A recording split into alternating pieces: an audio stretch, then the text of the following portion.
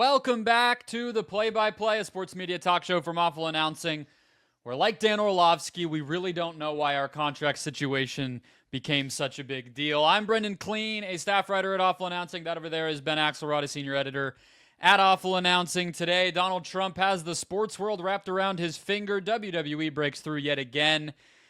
But first, the NBA face of the league debate goes sideways. Ben, we've talked about NBA negativity a lot because that's kind of been the theme of this NBA season, unfortunately for the league. But this was a little bit of a different entry point into it, I will say, where what I feel like sort of started as somewhat of a positive kind of conversation, like a let's crown somebody, let's celebrate somebody, who's that going to be, who wants it. It turned into, as things often do when they grow to include Stephen A. Smith, just kind of a war of words and right back to square one of the coverage is this and the players are that and everything else. So what stuck out to you about from Anthony Edwards kind of igniting this whole thing at All-Star Weekend by rejecting the title of face of the league all the way through to now where LeBron is basically saying, point proven, this whole debate is exactly what I was talking about. Stephen A. is doing this and you guys are doing that and gotcha, basically. What part of it perked your attention? I think just how exhausting all of it is and how like over it I am, just especially having on Friday on First Take, just being locked into Stephen A's response to LeBron and the fact that he was effectively proving LeBron's point about all this.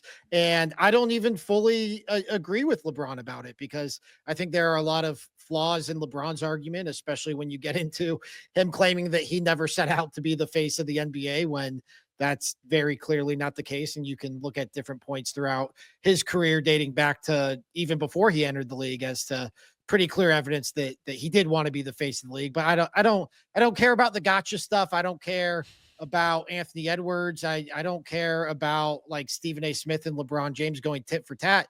I think just all of this kind of speaks to like kind of this exhaustive nature about NBA coverage right now and how much of it is focused on stuff that doesn't matter and stuff that really has no end game and stuff that I don't get the sense that anybody was that into. Everything I saw from the reaction to LeBron to the reaction to Stephen A. Smith just felt like one giant collective eye roll. And so I think this is the stuff you and I have talked ad nauseum at this point about the regular season not mattering. And to me, this is, I don't know if like how the cause and effect works out this way, but this is definitely a symptom of that where we're not talking about the actual games. We're talking about stuff that really just doesn't matter and that really has no right or wrong or side to take. I just find it all exhausting. I think the NBA like falls into this for obvious reasons, right? The players are more famous than any other league. And like there's elements where like on the inverse, we kind of get this with baseball, but it's because the players aren't famous. So we have that version of the conversation where it's like, who the hell even is the face of the league? More like that. Whereas this is like, who's going to claim the crown type thing. I always just end up kind of being comparative about it because I always just wonder, as somebody who like I enjoy basketball more, I care about the NBA more than the NFL, whatever.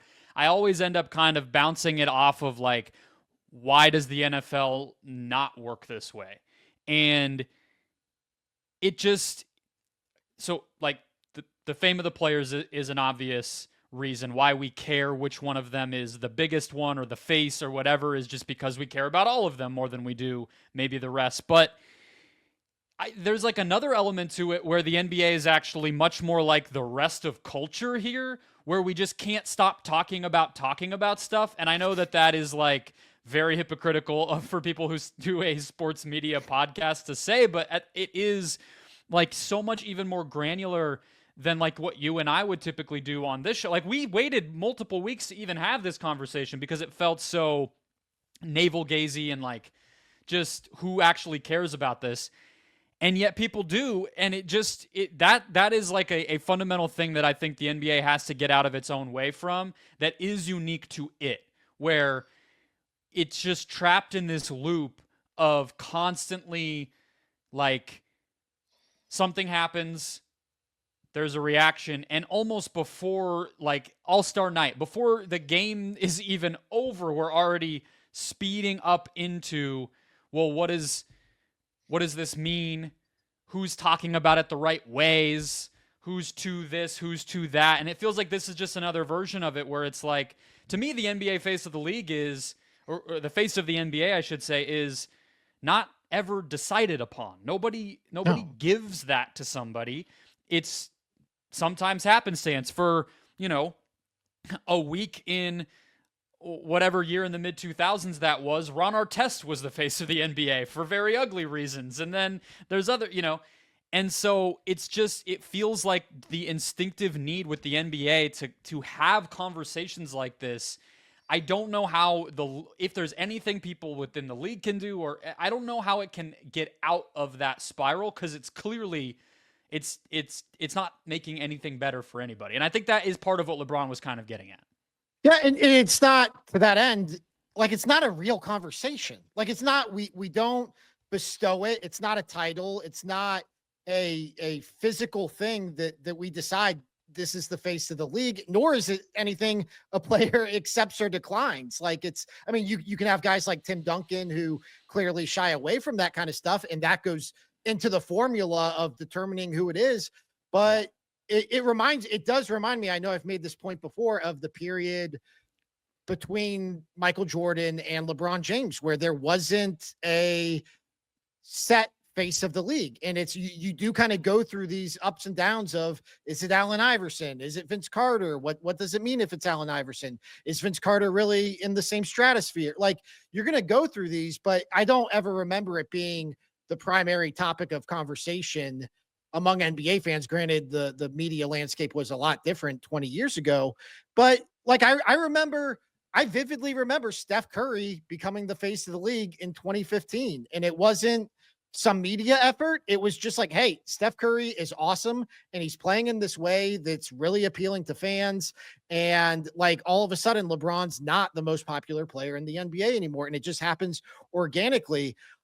The other thing, though, I do think is, I think like LeBron's off base, and I think Anthony Edwards is off base being so sensitive about inside the NBA. Like, that talking point to me has gotten really exhausting, is inside the NBA is too negative. Like, I do agree that the league in general needs to do more to celebrate its players and to celebrate its play. But this idea that like talk shows can't be criticizing players, when you turn on First Take or any ESPN studio show on a Monday morning in the fall, and we're talking about like Josh Allen's legacy being on the line. Like, I just think that's a reality of the modern landscape. So to me, that's just where I know I'm kind of all over the place with this, but I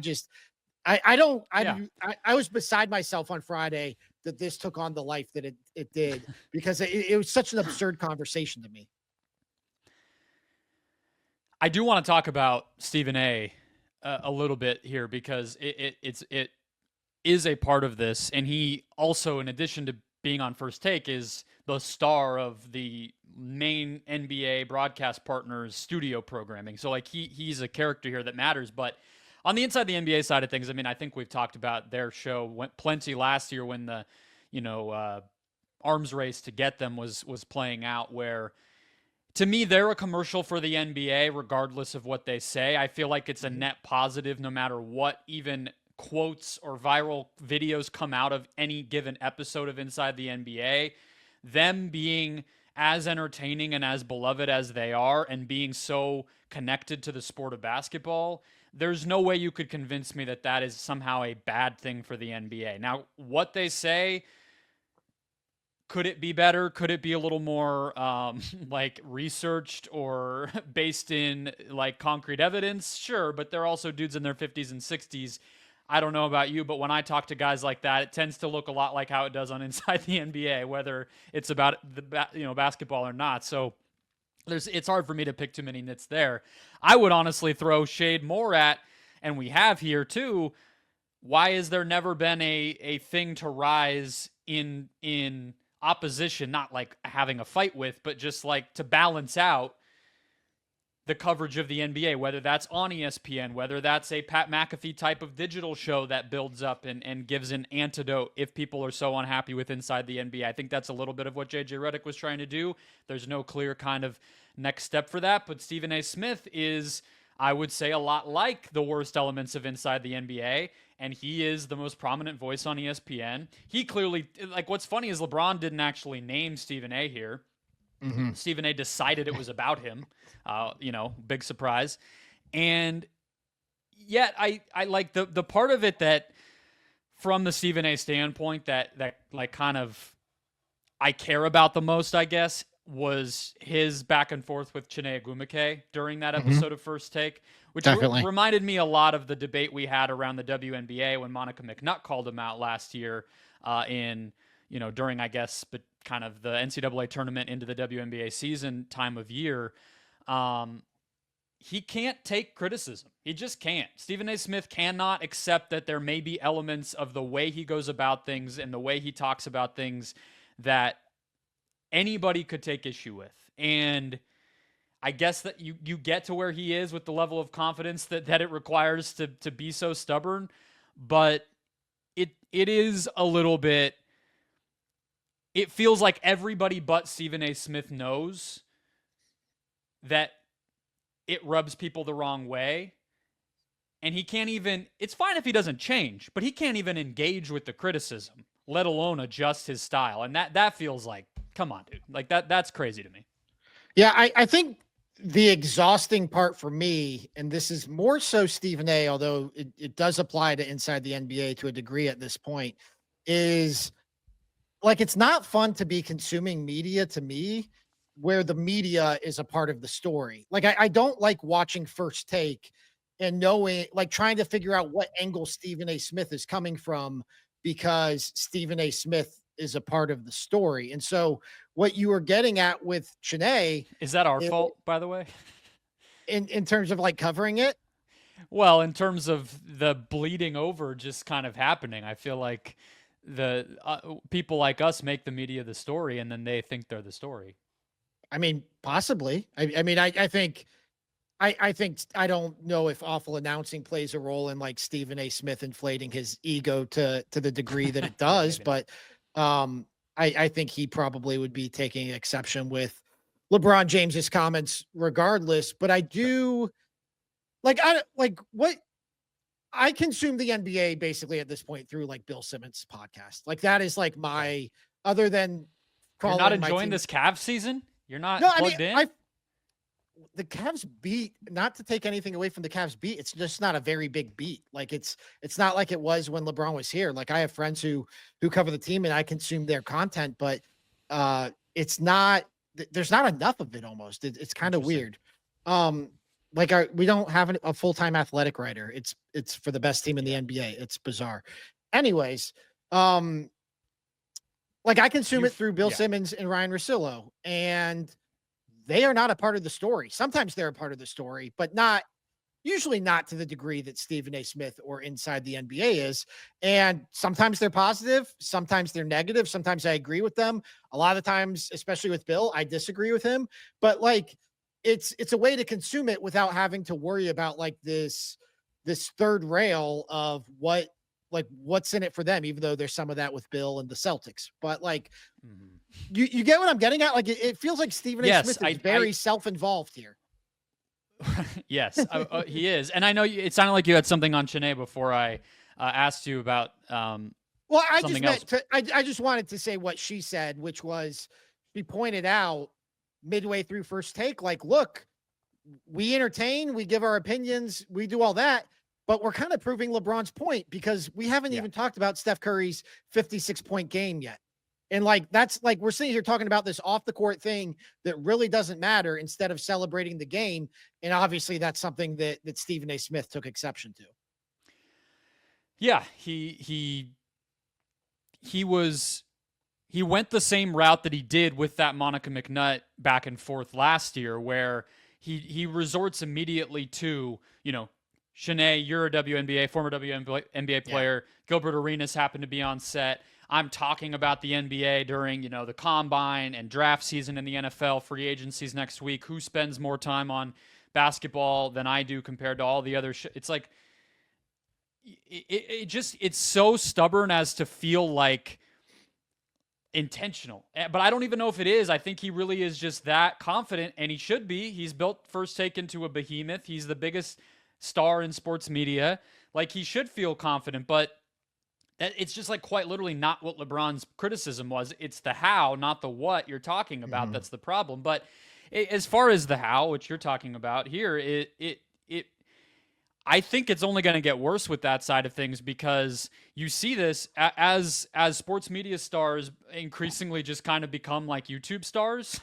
Right. That machine is fed by drama. Like, everything online, everything on YouTube is just, this creator is mad at this one, this podcast split up for that reason, this person got banned from YouTube for a day because of that flub or that crazy thing they said, or whatever. We all hear about them when they really break through on a national scale, but that is the machine on YouTube. Yeah. And these guys, like, it kind of reminds me of, I called it a pissing contest that Chad Johnson and Cameron had, who are like, podcast star guys in the sports media world that we don't talk about a ton on our show, but they're pretty big in their own right. And Chad Johnson's now on First Take here and there, I guess. But it just feels so inorganic a lot of the time. And it does feel like we're starting to bleed, where those guys are saying, I offered you a contract and you disrespected me and you're this and that, and okay, I'll show up in Miami. And it's just like, you guys aren't going to fight each other. What the hell are we doing here? Like, you guys host podcasts where you talk about Josh Allen. Like, it's not going to get there, And it feels like it's bleeding over into something like this, where you have to generate that kind of me-centered, like, personal barb to get attention, even more than ever before, because people aren't just going to happen to have you on. They have to choose. And if they have to choose, then this is the direction you're going to have to go. So I guess I wasn't as, to sum it up, like, I wasn't as, LeBron didn't explain himself enough for me to know how much I agree with LeBron, I guess would be my thing. But I do think that because, again, the NBA is so star-driven, it lends itself to this personal kind of talk more. That's where the face of the league stuff started, but then the negativity and some of the, back and forth like this also gets there, where it's an easy excuse to talk about the NBA without talking about the NBA that I don't think other sports quite deal with. And I, again, do think, like, somebody needs to try to stop that cycle, because otherwise it's too easy for it to keep going that way. It does feel very much like the YouTubeization, the clipization, just everything is geared toward the algorithm now. And that's going to play more. Stephen A. Smith responds to LeBron James with a shocked Stephen A. Smith face on the YouTube clip. That's going to do more for ESPN than, I mean, and I'm not even like crying for like X's and O's breakdowns or anything like that. Like, I'm somebody who loves trade rumors. I love free agency drama. I love all of that. I'm not asking for anything in particular, but I just think when the hosts of the shows are inserting themselves and it becomes this back and forth, and Stephen A. Smith is not the only person who does it. Kendrick Perkins just did it with Kevin Durant, a few weeks ago. So this is something that seems to happen fairly regularly. But this is where all of this is all heading. Like, I come from the Ohio State beat, and the Ohio State beat, I think, is the biggest beat in the world. Like, I think literally there's not a bigger beat in North American sports than the Ohio State beat. And I don't think most, but a lot of the high profile reporters there, like, are barely writing. They're all podcasting and they're all doing YouTube reaction videos. And, like, clearly that's sustainable, and not only sustainable, clearly that's the preferred way to sustain a career in sports media. And so, like, there are people I know who basically create YouTube content exclusively, like, based on awful announcing articles. Like, they'll find what we wrote and they'll break it down, and, like, that's their YouTube page. And that's fine. Trust me, I'm the last person to, like, raise my arms about aggregation, but, like, I just think, like, that's where all this is headed. It's, we're all just, like, trying to feed the algorithm. And I think that's largely, like, what you're seeing out of these conversations that really, to me, just like as somebody who consumes it, they just feel like such empty calorie conversations. So we don't have to spend too much more time on this, but to circle back to the the NFL comparison, I should say, like you said, Monday morning, there's going to be Lamar Jackson's a fraud. Mm-hmm. The Giants are the worst franchise in sports for letting Saquon go. Aaron Rodgers is a clown. Like, we get that. But it's not the dominant thing. And it is crazy to me that happens. It's just as toxic when it happens with football as it is when it happens with basketball. And yet it doesn't bog the sport down. Like, that does, I guess, surprise me. Maybe it's just because there's enough people who care about football that aren't even paying attention to that it can kind of withstand it, and the habit and all the things that make football just kind of are too big to be bogged down by anything. Maybe it always just comes back to the too big to fail elements of football. But like, I don't know, when you turn on Fox NFL Sunday in the morning, that doesn't look like inside the NBA. Tom Brady's not, weighing in on what Micah Parsons said on his podcast when he's calling a Cowboys game. Like, it infects the NBA conversation much more deeply than it does football, even though football does have it. And I don't know why. Yeah, I mean, I could throw a number of theories against the wall. I think a part of it is maybe because the sport is just more personality driven, and so the personality aspect of it is just naturally going to bleed into every conversation you have about it, even when you're covering a game. I mean, one thing I struggle with is, like, I know I said I don't want X's and O's breakdowns, and I'm not the audience for that, but it does feel like stuff like the Cavs, stuff like the Thunder, like these good young teams, like having like historically great seasons, it's not breaking through in the same way the Warriors broke through in 2015. And so I don't know if that's like, if it has to be the Lakers. I mean, the Celtics have been great for a few years now. It hasn't been the Celtics. So I get the sense maybe you're getting some more of it now that the Lakers are like charging after the Luka trade. But I don't like, I wonder if like anything in the regular season could ever break through on the court again.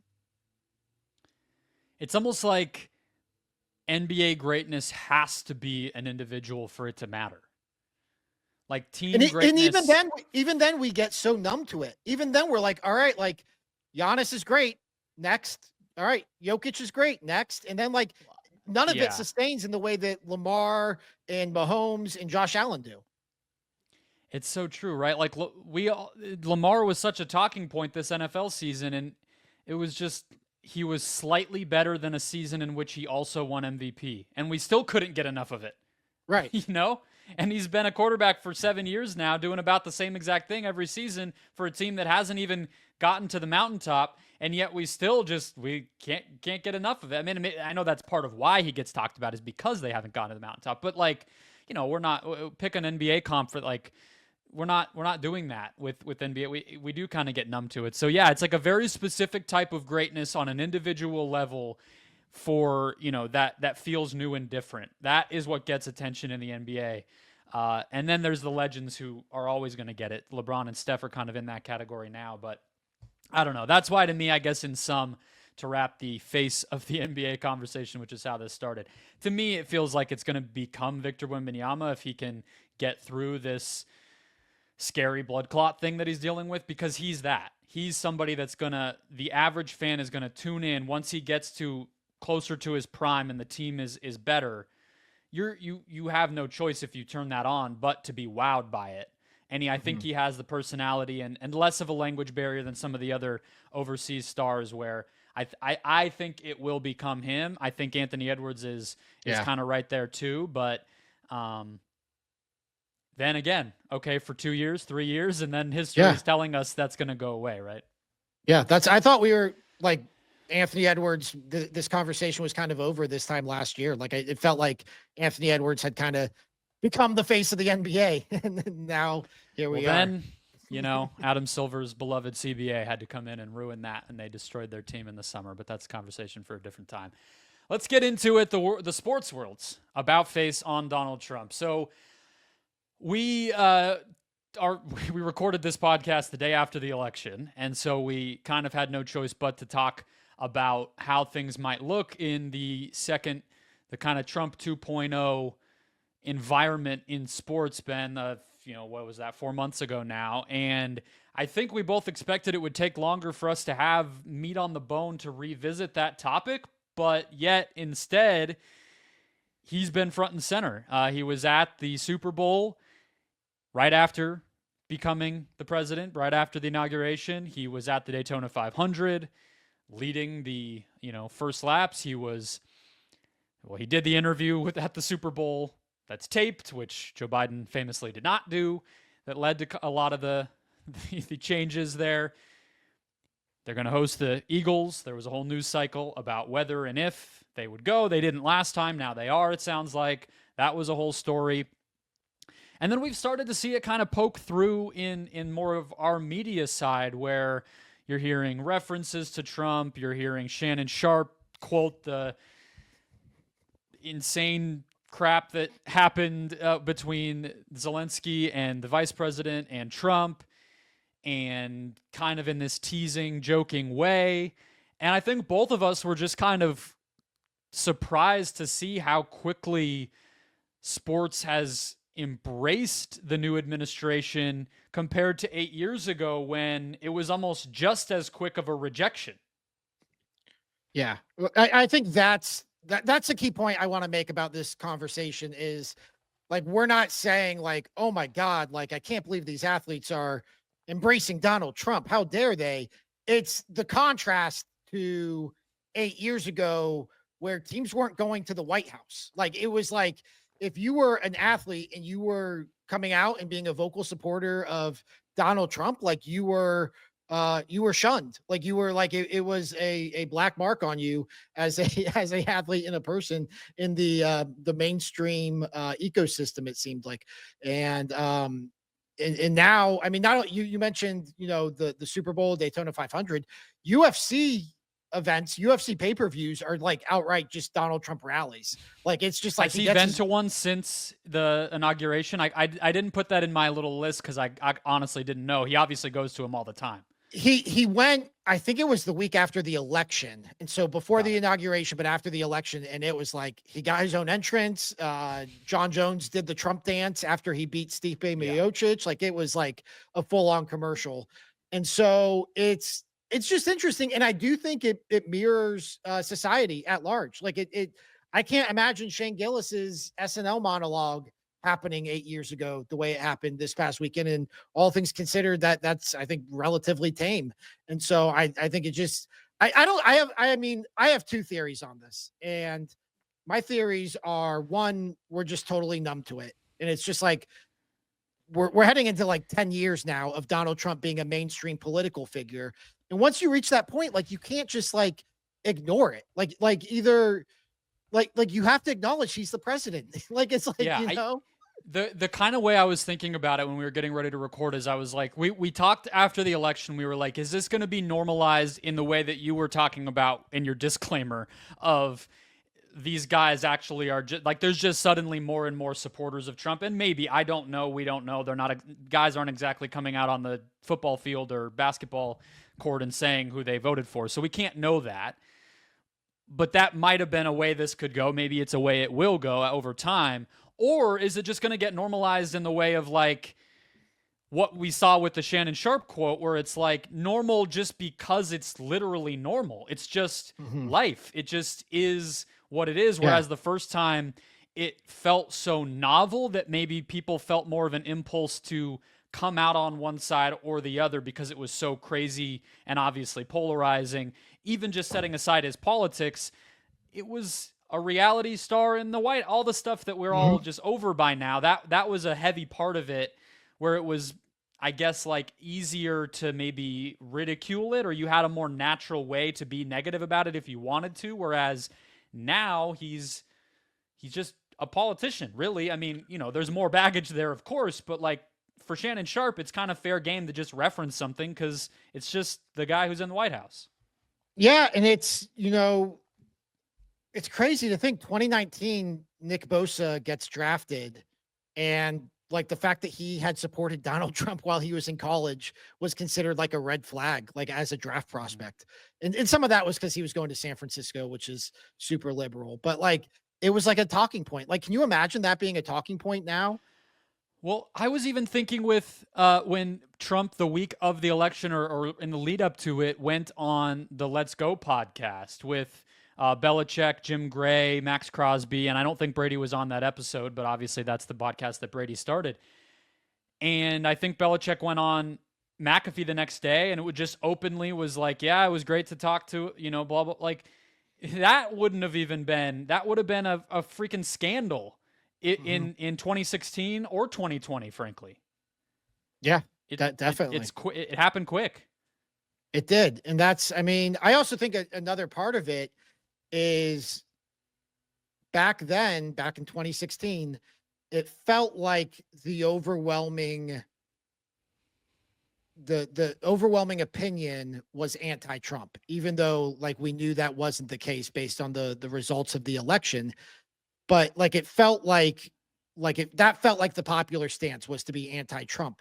Now that the election, the 2024 election played out in, a landslide, it doesn't feel like the popular opinion anymore. I mean, maybe in media circles, but now it feels like how can you fault an athlete for supporting a president who won the popular vote, like in the manner that he did? Like, I just don't. And look, I get it. I get there's a lot more to this conversation than that, but I think that that's a part of it, is that not only is it normalized, it's the overwhelming majority of the opinion, or at least it was in November.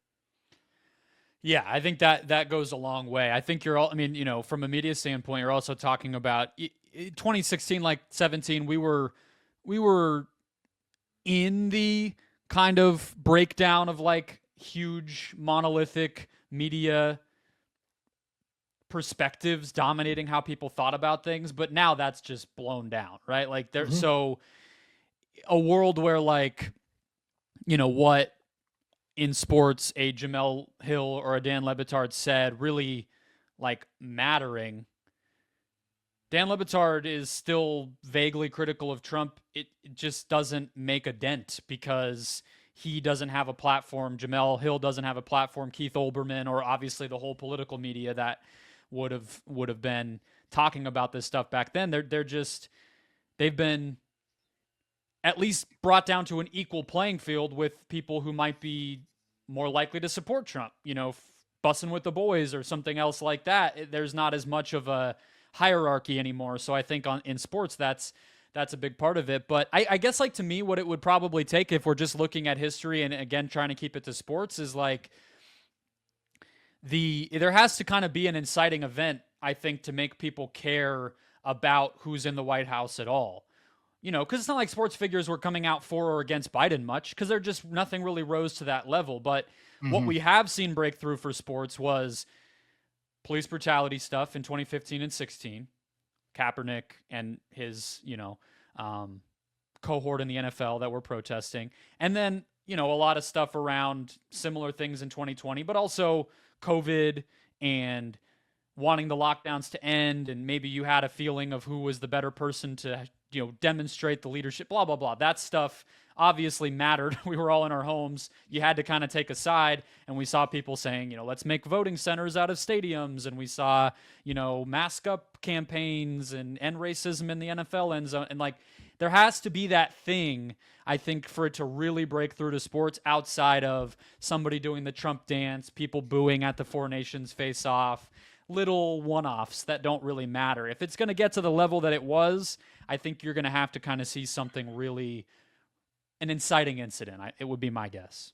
Yeah, I think what's interesting about that is, like, I didn't expect the confrontation with Vladimir Zelensky to be that, but that did feel like a moment in the presidency, like a historic moment that people will look back on, and that definitely received a lot of mainstream attention in terms of how that all went down. And then for the sports media fallout to be Shannon Sharp not only referencing it, but invoking Trump in an argument with Stephen A. Smith, like that, to me, to take people behind the scenes, you and I on Monday were talking about like hey, what are we going to talk about on the podcast? And we have this idea, and we were like, let's see how the Eagles stuff plays out, because we're still kind of in the middle of that. Like, if the Eagles go to the White House, maybe like that will give us a more natural jumping off point. And then literally 5 minutes later, Shannon Sharpe invokes Trump while debating with Stephen A. Smith, just like at 11:30 a.m. on a Monday morning. And it's like, all right, like, I think we're here. Like, I think we can talk about it, and how this is just like, it's not polarizing. Like, it feels like just like pop culture in a way. Exactly. And I was just going to say, by way of example of that, Shannon Sharpe is a person who interviewed Trump's opponent as part of her media outreach for the election, and he didn't even have any sort of, baggage or problem doing it. One thing that I do wonder could change the kind of what we're talking about and it make us feel different in 6 months or something would be, so another inciting incident I think you might say would be the Supreme Court decision overturning Roe was a really big one during Biden's presidency. And I think of the WNBA, who's been a big opponent of the last administration, conservative politicians in general for most of its history, but especially lately.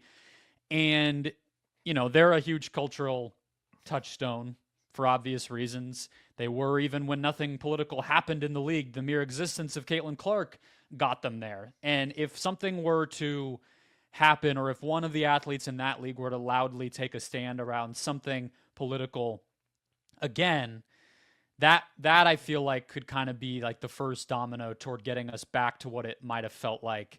I don't know if, nothing's going to be exactly the same for all the reasons we've said, but we haven't heard a lot from the WNBA on that in a while. And this will be their first season back, him being president, everything else. Then there will be the, which side does Caitlin Clark take? Yeah. Whatever. I could see that feeling different, because I know that league is going to kind of push in a lot of the same ways, despite whatever happened in November.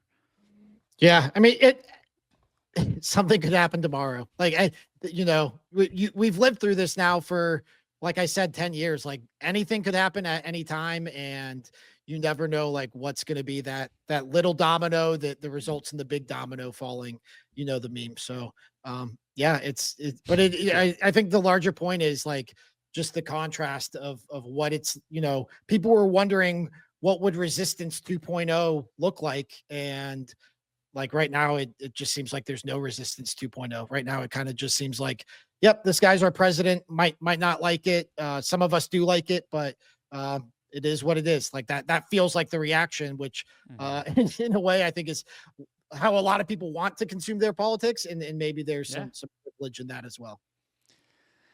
Yeah, even just the, like you said with Shannon Sharpe, like, not only was there the, like with Trump the last time, the obvious resistance, if we want to call it that, with some of the people on ESPN or anywhere else, but it was also, once the crackdown came on those people, or the kind of battle lines got drawn in the culture war stuff, then it became kind of taboo, where it's like anytime you would hear something political or Trump's name come up, it was like, especially for people like our website who write about that and want to kind of be on top of what people are doing, it was like, ooh, this is interesting.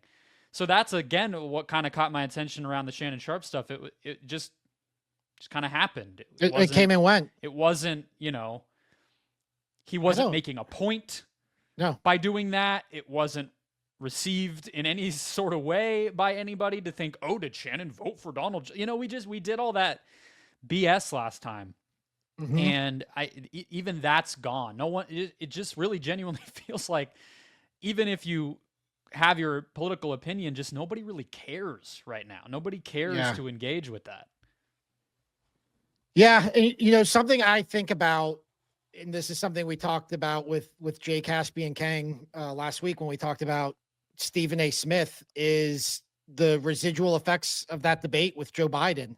And maybe this is the part. I knew we were going to get to a part where I might want to edit it out. This might be that, but because I'm still like so scarred from just like all these years of talking about this. Am I going to say something that rubs people the wrong way? And it's just really uncomfortable at times. But just from my perspective, like, you go through all these years with Donald Trump in office or running for office, and there are all these threats we can't let him win. He's going to be a dictator. He's this, he's that.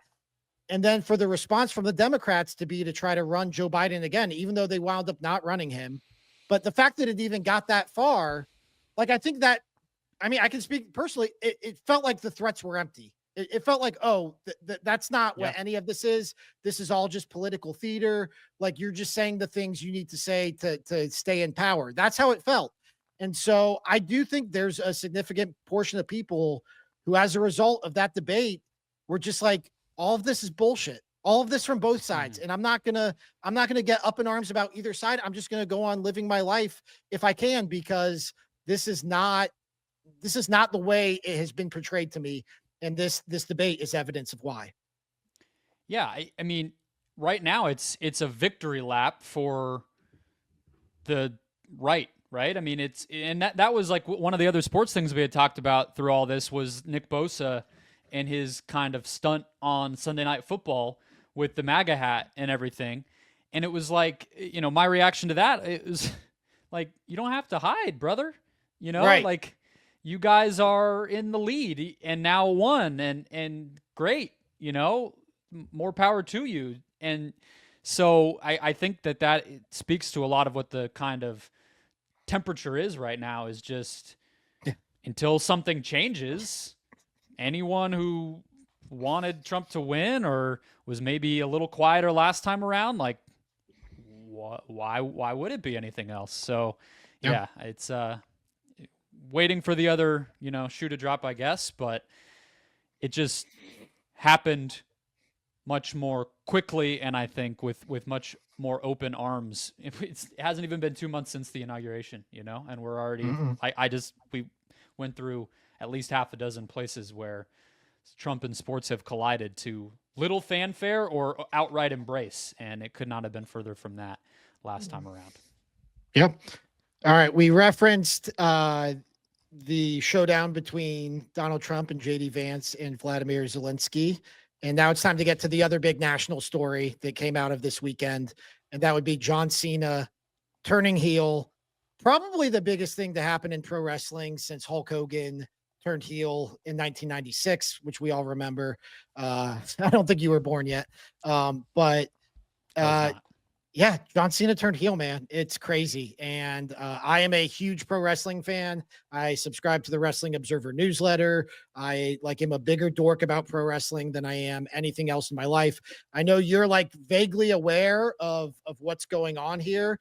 And so I thought for this, like, you could kind of serve as the well-adjusted adult who doesn't follow pro wrestling, and I can be the overgrown child that I am.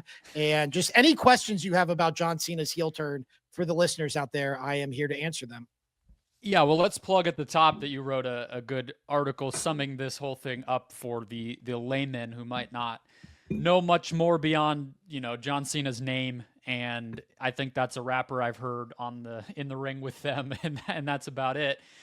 With Travis Scott apparently injuring Cody Rhodes as part of this whole thing. But yeah, my first question is, why did John Cena come back? So, right, because he's like one of the biggest legends in the history of the WWE, and kind of graduated into Hollywood. But like, what do you think made him want to return and have this kind of farewell moment? Yeah, so John Cena was a full-time wrestler from like 2002 to 2016-ish. And then he never retired, but he would only sometimes he would go years without coming back. Sometimes he'd come back for like half the year. Like, he's effectively just been a part-timer. His main role's been Hollywood, but like when he's had time, he'll come back. He'll do a summer in WWE. He'll do a build to WrestleMania. But at last year, I think it was in November at Survivor Series, he announced 2025 is it for me. I'm going to do a tour. It's going to be, a significant portion of the year, but it's going to be my last Royal Rumble, my last Elimination Chamber, my last WrestleMania. Like, I'll do a retirement match, and this is it. And so he's back to do his retirement tour. And I think that's part of what adds to all this is John Cena has been throughout his history as a wrestler, like a very polarizing wrestler, because he was shoved down the fans' throat as a good guy. And so wrestling fans hate it when you do that. And so the chant was, let's go Cena, Cena sucks. Like, that it became almost like an endearing thing with him. And so now that he's like a part-timer, he's actually finally been accepted. And so you would think this retirement tour would just be like a giant send-off and all positive and stuff.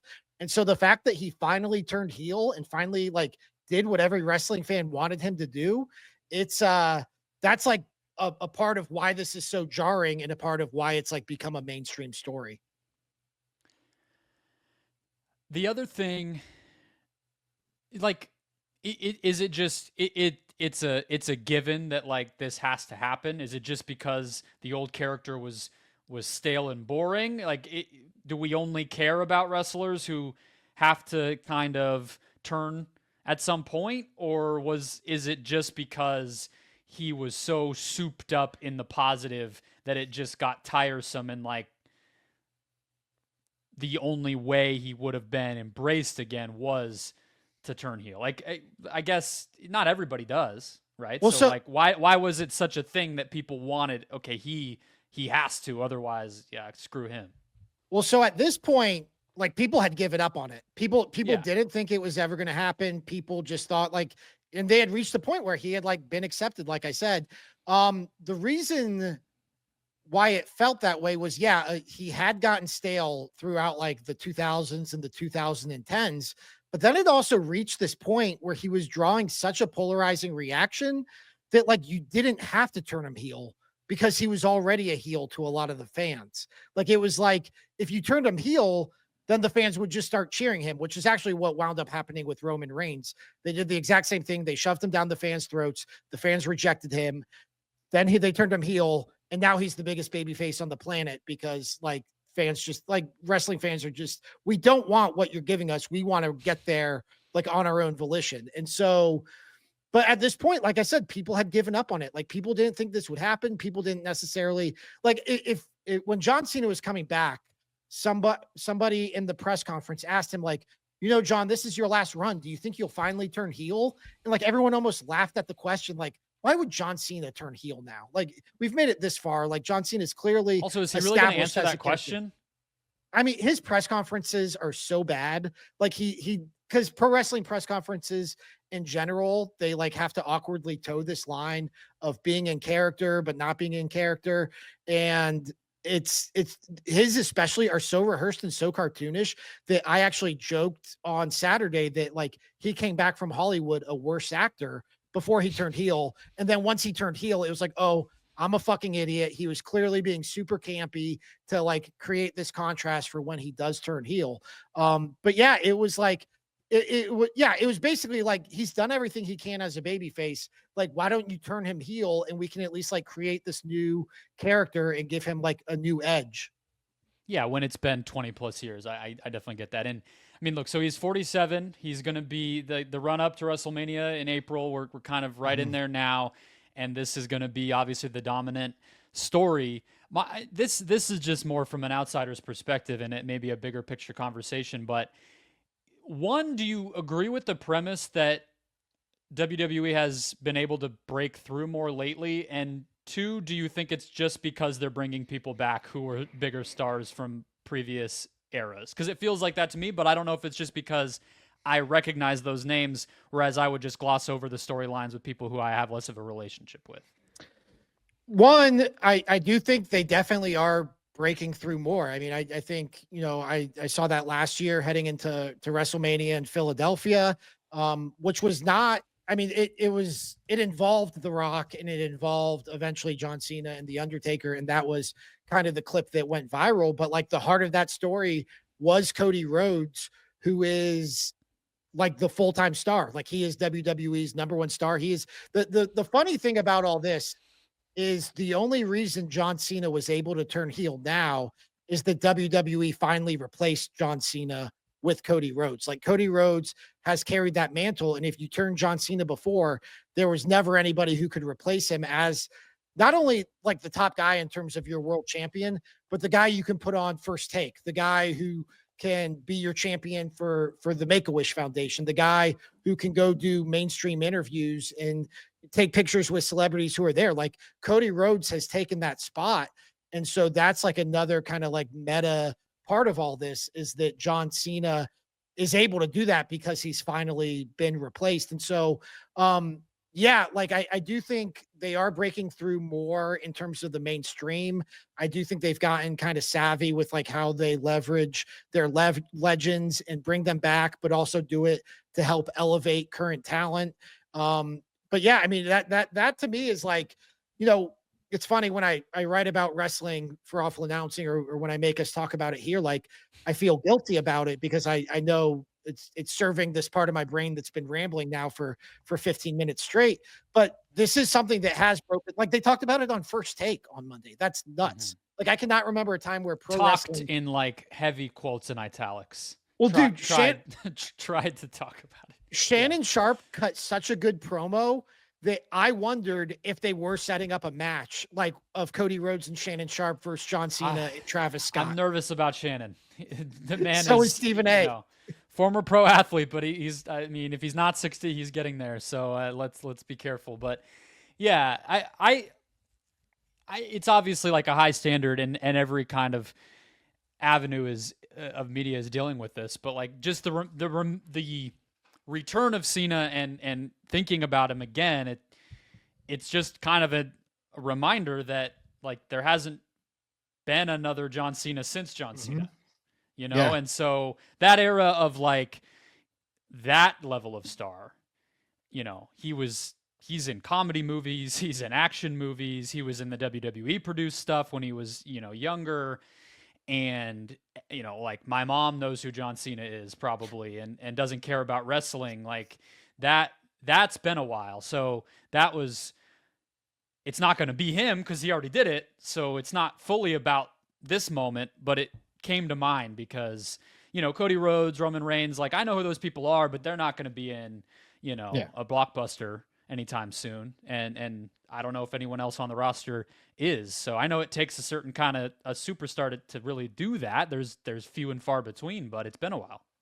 Yeah, and I think that's a part of this like perfect storm for why this is receiving mainstream attention is that like John Cena is right at that level of star where like you can put him on SportsCenter's Instagram or ESPN's Instagram and it doesn't seem like that crazy. Like it seems like people know who he is. And it's odds are it's somebody like you who hasn't kept up with the product, but knows who John Cena is and knows enough about it to know like him turning heel would be a big deal. And I just think like in terms of pro wrestling, there are so few stories they could do. They could do that and they could do some big stories. I mean, last year's WrestleMania was a really big story, but like this is the kind of story where everybody is at least kind of clued into what's going on and why it's a big deal. To me, like that's why this was able to break through in the mainstream manner that it did.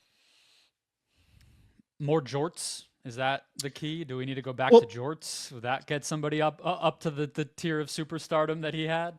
so there's this big debate about like now that John Cena is a heel, how should WWE present him? Like, should he be wearing suits? Should he just be like full on like corporate heel? And to me, they should just keep presenting him like John Cena and like kind of like lean into like this is John Cena, the 17-time world heavyweight champion, and buy his shirt and buy his hat and sing along with his song. Like present him like as he is, but almost do it in over the top campy kind of way. But that's another fun wrinkle. Like Hulk Hogan, like shed the red and yellow for the black and white, and so you get all these new action figures. So I'm sure tons of merch that I'll be buying for my son will be coming out of this. For your son. Yeah, I yeah, yeah, yeah. I even had to laugh at myself on that one. That was ridiculous. Yeah, it's all right. It's all right. You gotta have desk decorations or something. You can try to soup it up with adult words and get yourself where you need to get. All right, hot mics to close things out. Something that caught my attention, caught Ben's attention. We liked, we disliked from the week that was in sports media. I will kick us off. It looks like ours are a little similar today, Ben. But so the meme account, the parody account, NBA Centel, got momentarily banned or disappeared from X for about a day plus last week. It is a knockoff of NBA Central, which is an aggregation account for basketball news that the whole existence of these meme accounts is making fun of those accounts, which are not exactly serious either because they flub and don't cite their sources and get things wrong regularly. These accounts, Centel, they're always a little bit different than the initial one, are kind of making fun of that by having wholly false and usually outright ridiculous news with just enough of a kernel of truth to them, not unlike The Onion or something, that could make somebody fall for it. Obviously, plenty of hosts have gotten kind of caught with them over the years, and "Oh, you got Centelled" became its own kind of like little catch tagline. And so when the disappearance happened, there became this whole, Stephen A. Smith's social media person. I'm not going to actually say Stephen A. Smith, and I hope no one would actually think he writes those tweets, but that person, tagged along here. The whole NBA ecosystem, team accounts, everything else was, rip Centel, bring back free Centel, whatever. And then, of course, the backlash to that was, why are we celebrating an account like this? So I just kind of thought it would be a fun topic more than anything. I don't have a super strong opinion because, frankly, I had made a habit of not relying on the central versions of these accounts because they were not reliable either. So I kind of just ignore and laugh at the whole thing. But it is kind of an interesting, door opening into where we sort of are with especially Twitter right now, where these accounts hold such a big role in how we get information, and then are these little characters that we just kind of live with. That was kind of what was hitting me in the face, is I'm like, this whole thing is very weird. You know what I mean? It's it's one thing to care about what Woj says, but this is like 3 levels deeper than that. What was your response when you saw it all playing out? Yeah, so I don't follow the account, but I do appreciate these parody accounts that are trying to draw attention to our lack of media literacy. And I'm not I'm sure I've fallen for one or sent one in a group text or something, but yeah.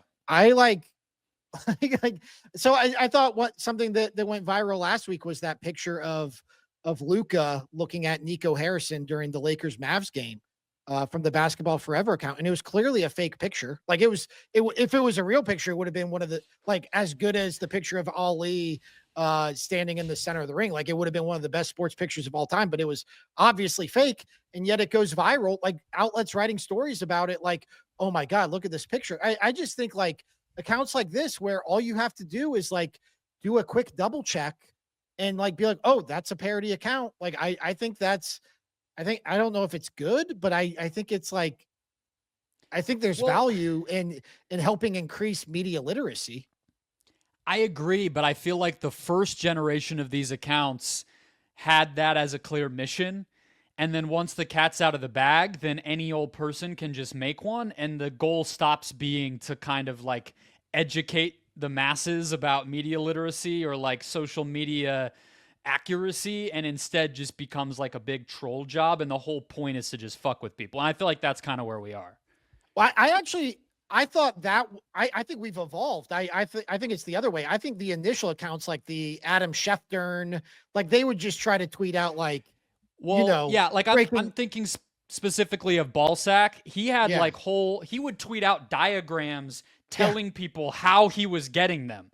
And that was a very direct point, and he, whatever. But so yeah, there's been maybe different, maybe we're 4 generations in rather than 2 to your point. But whatever the generation is we're at now, I think there's a lot of them that to me still feel like the goal is just to mess with people. And I don't know how much we're really learning if we get got at the end of the day.